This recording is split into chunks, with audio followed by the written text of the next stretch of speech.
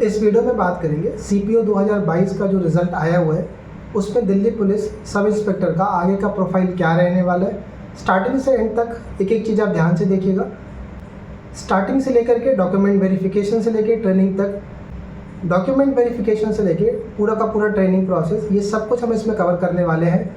और जो कुछ भी आपके डाउट रहेंगे मैं पूरा कोशिश करूँगा इस वीडियो के थ्रू आपका वो डाउट सॉल्व कर दूँ। सबसे पहले जिनको भी दिल्ली पुलिस में सब इंस्पेक्टर की पोस्ट मिली हुई या फिर यूँ कहें तो जिनका भी सिलेक्शन CPO SIA में हुआ है तो आप अपना टेलीग्राम ग्रुप जरूर ज्वाइन कर लीजिएगा। अगर आपको टेलीग्राम चैनल नहीं मिल पा रहा है तो आप मेरा चैनल ज्वाइन कर लीजिएगा। मैं पूरी कोशिश करूँगा कि वहाँ पर आपका ग्रुप पोस्ट कर दूँ, और जो लोग भी ग्रुप बना रखे हो आप मुझे भेज दीजिएगा ताकि मैं वहाँ पोस्ट करूँ तो मैक्सिमम लोगों से आप कनेक्ट हो पाओ। बाकी जिनका अदर पोस्ट पे सिलेक्शन हुआ है जैसे कि ITBP, CISF या फिर SSB की पोस्ट पर, सब इंस्पेक्टर की पोस्ट पे आप लोग अपना अपना ग्रुप जरूर ज्वाइन करिएगा ताकि जैसे कोई अपडेट आती है आपको मालूम चल पाता है और आप अप टू डेट रह पाते हो। ठीक है, दिल्ली पुलिस का आगे का जो प्रोसीजर है उसमें सबसे पहले आपको जो करना है, आपको दिल्ली पुलिस की जो ऑफिशियल साइट है वो देखते रहना है।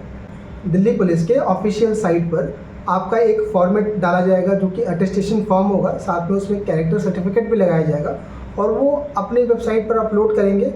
आपको वो भर करके और साथ में वो लोग बैचेस में कैंडिडेट को बांट देंगे कि आपको इस शिफ्ट में आकर के या इस डे को आकर के अपना डॉक्यूमेंट वेरिफिकेशन कराना है। डॉक्यूमेंट वेरिफिकेशन के साथ साथ आपको ये अटेस्टेशन फॉर्म और मेडिकल कह रहा हूँ, कैरेक्टर सर्टिफिकेट आपको बनवा करके लेके जाना पड़ता है। कैरेक्टर सर्टिफिकेट जनरली एक गैजेटेड ऑफिसर से बनवाते हो जो कि जिसकी वैलिडिटी कम से कम, यानी जो आपको कम से कम 6 महीने से लेके 1 साल तक आपको जान रहा हो।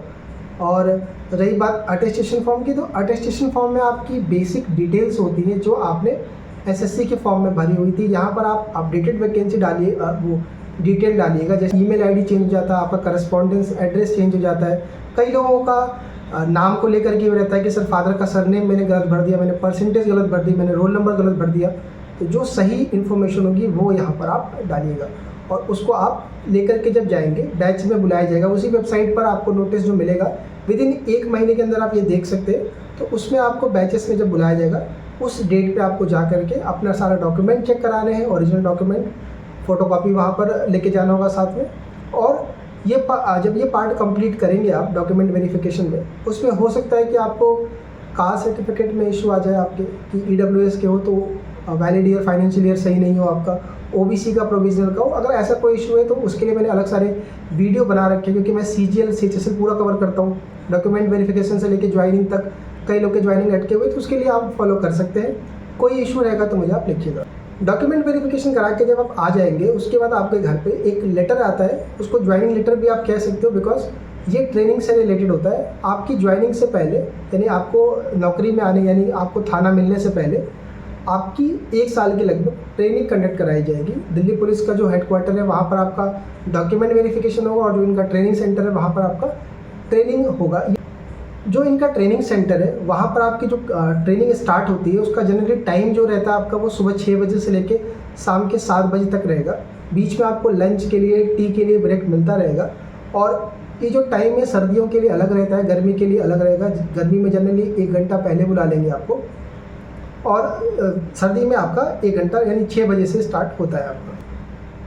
ट्रेनिंग पीरियड के दौरान आपको फिजिकल एक्टिविटी भी करने को होती है और क्लासरूम भी चलते रहते हैं, यानी क्लासेस भी चलती रहती है जहाँ पर आपको थ्योरी, लॉ वगैरह पढ़ाए जाते हैं। दिल्ली पुलिस के रूल बताए जाएंगे। फिजिकल एक्टिविटी में आपको PT, परेड ये आपको रेगुलर देखने को मिलेगा। स्टार्टिंग शुरुआत आपकी सुबह की PT से होगी, फिर परेड होगा। हर एक्टिविटी के लिए आपका ड्रेस चेंज होगा। तो यार भागम भाग बहुत हो जाता है और ऊपर से शेड्यूल बहुत टाइट रहता है। ये ध्यान रखने की ज़रूरत है कि 6 बजे से अगर आपका PT स्टार्ट हो जाता है या परेड स्टार्ट हो जाता है आपको, तो आपको वहाँ पर परेड में प्रेजेंट रहना पड़ेगा।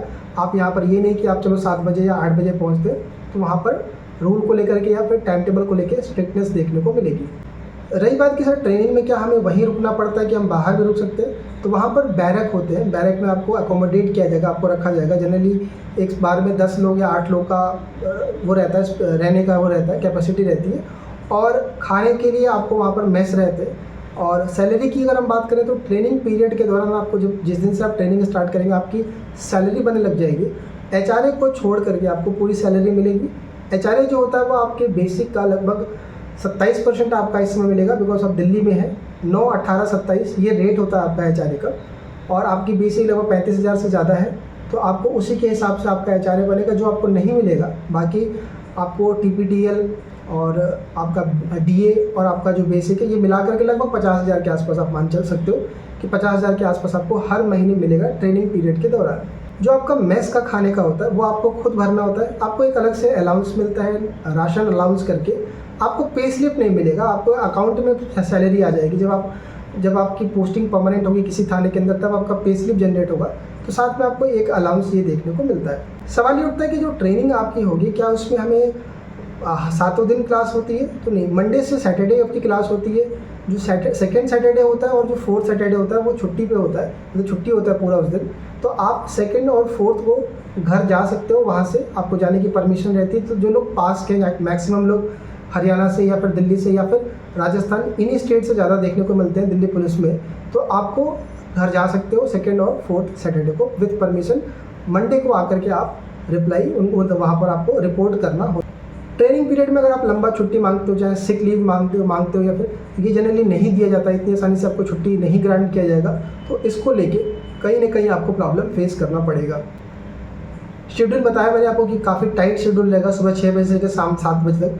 तो पढ़ाई का यार आप देख पाओगे कि बीच में अगर आप बहुत ज़्यादा डेडिकेटेड है तो आप निकाल पाएंगे। बाकी 7 बजे के बाद भी आपको ये हेडेक रहेगी कि सुबह जल्दी उठना है, तो आप फिर उसी प्रेशर में जल्दी सोने की भी कोशिश करोगे। तो कहीं ना कहीं ये शेड्यूल आपका कहीं ना कहीं आपको अपने अकॉर्डिंग पढ़ाई के लिए मैनेज करना पड़ेगा। बात करते हैं कि अगर हम इसको छोड़ते हैं या फिर रेजिग्नेशन पे बात करते हैं या फिर हम इसको बॉन्ड को देखते हैं, बॉन्ड को लेकर कवर करते हैं। देखिए, इसका 2 तरीके का रूल है, दोनों नियम समझ लेते हैं। पहला चीज़ ये है कि ये देखिए SI की जो पोस्ट है वो 4200 ग्रेड पे की पोस्ट है।